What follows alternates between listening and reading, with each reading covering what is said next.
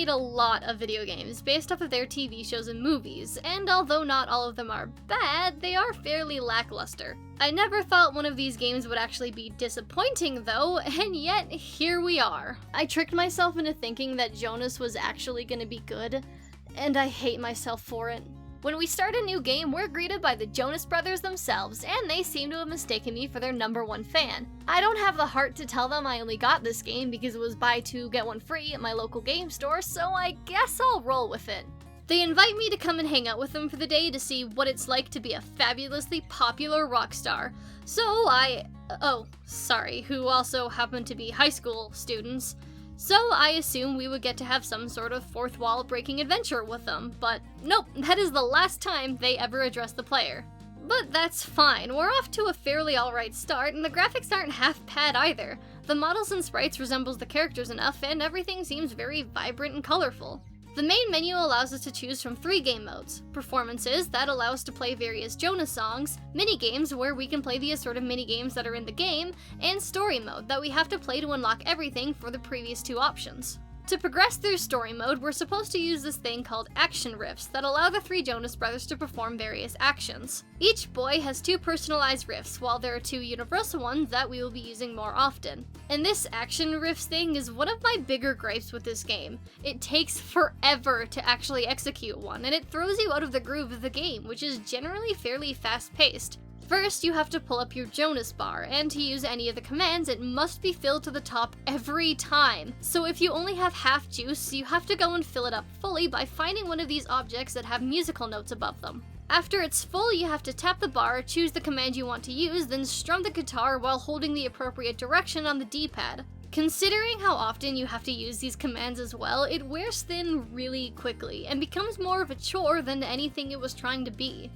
This game also has touch controls, and just like any games with touch controls, it's not good. When you're out in wider areas, it's fine, but when you're in buildings, there's a good chance you're going to overshoot where you want to go. It would have been a lot better if they just let us use the D-pad to control the characters and use the action pad to actually perform riffs. But we're stuck with this crap, so let's get on with it. Episode 1 starts us off by waking up Kevin and Joe from Mom, who asked the boys to start keeping it real after discovering that Joe used the private jet to go get a pizza. The boys promise Mom that they'll be more normal and head off to school. Not before changing into their uniforms, but oh no, the closet is broken? This small child apparently took a baseball bat to their automated clothing machine so they could be more normal. Which is ironic, coming from a child who thought taking a baseball bat to anything would be a normal thing to do.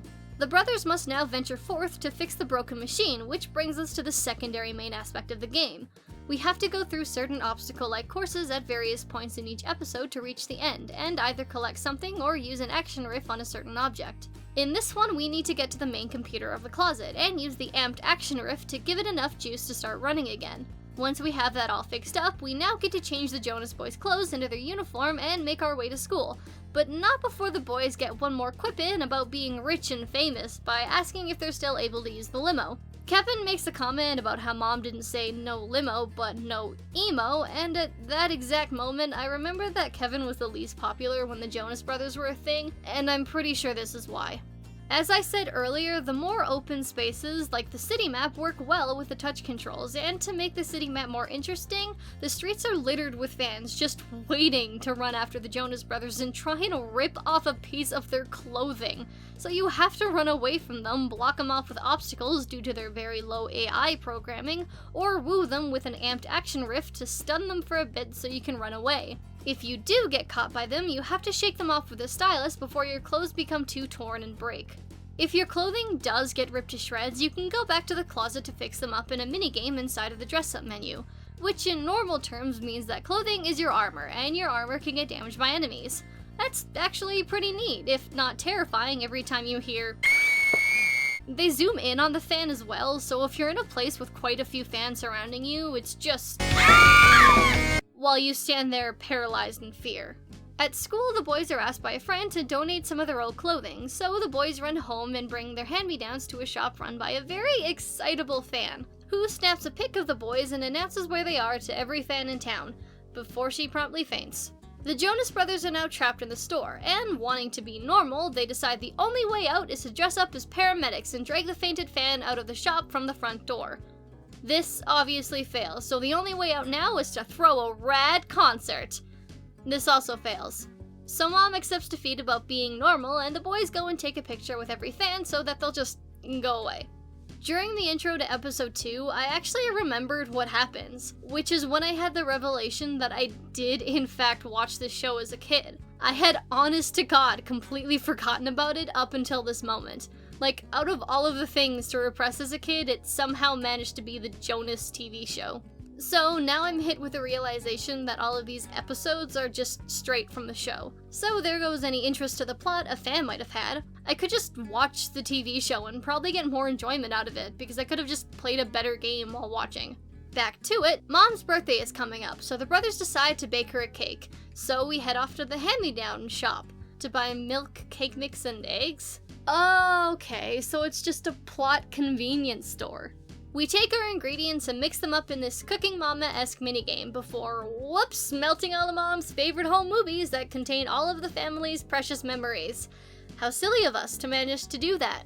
In their guilt, the boys decide to recreate all of their home movies in hopes of cheering up Mom, so they go and gather up all the things they'll need, which includes purchasing some clothes. And this is where the game was ruined. To get the currency to purchase these clothes, we need to go and grind for it by gathering up screaming fans and dazing them with the Amtorith. Once they're hit, they'll spill out golden hearts, which we use to purchase stuff. And this gets annoying very quickly. First, you'll most likely get attacked and have clothing get torn while attempting to farm golden hearts. Second, there doesn't seem to be much of a pattern, or at least that I could figure out, as to how many hearts you get.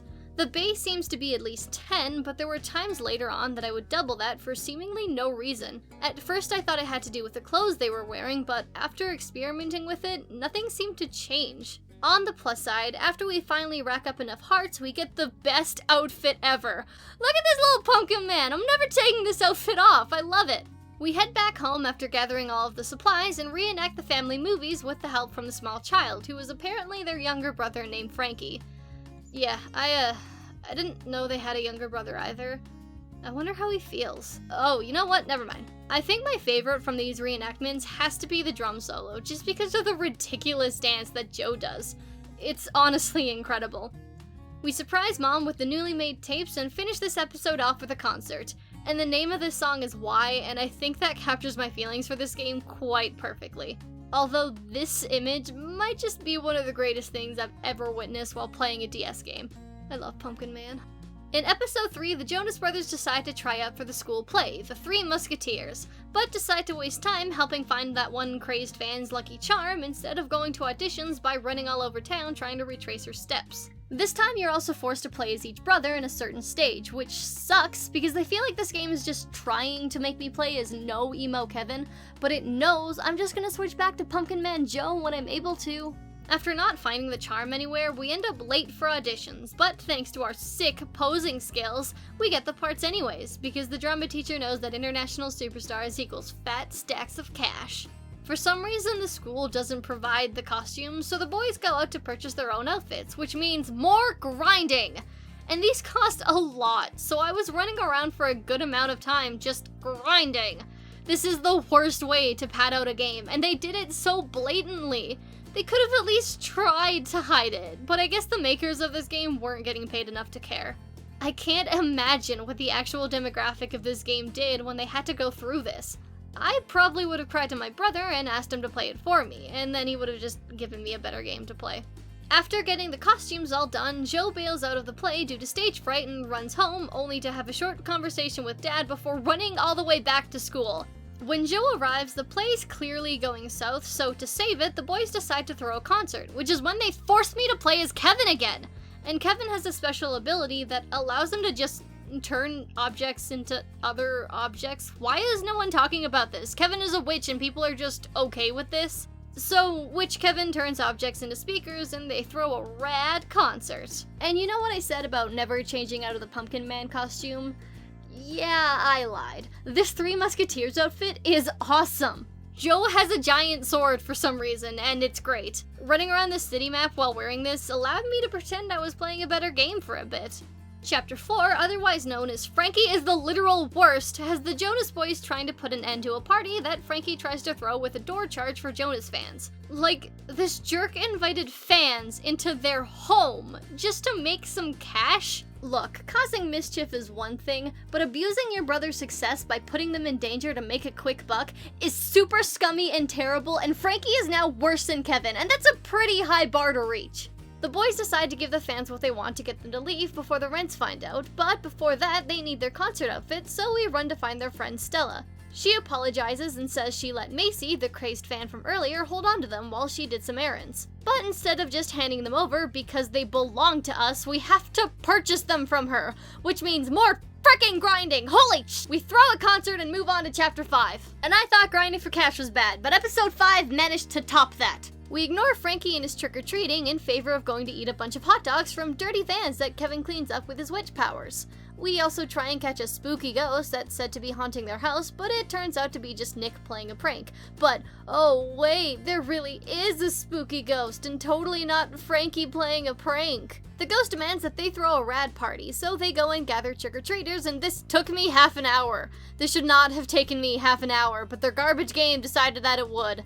Play concert. Episode 6 had no reason for being as long as it was.